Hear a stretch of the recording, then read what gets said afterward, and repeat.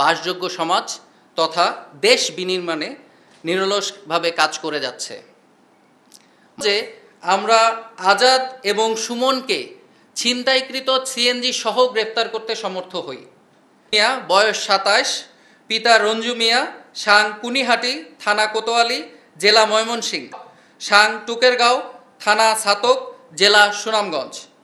Mohammad Shahin Brahmanbaria, Simon বয়স 22, পিতা শফিক, সাং কান্দিরপাড়, থানে সিলেট সহ দেশের বিভিন্ন স্থানে কিশোর গ্যাং, চাঁদাবাজ, অজ্ঞান পার্টি, মলম পার্টি এবং ছিনতাইকারী চক্রের তৎপরতা বেপরোয়াভাবে বৃদ্ধি পেয়েছে।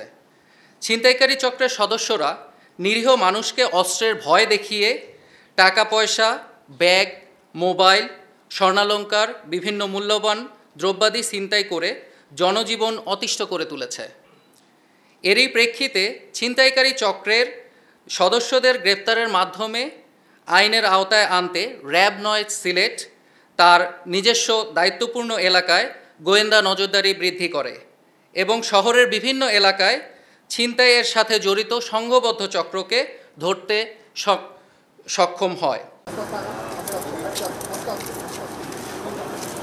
আস্তে আস্তে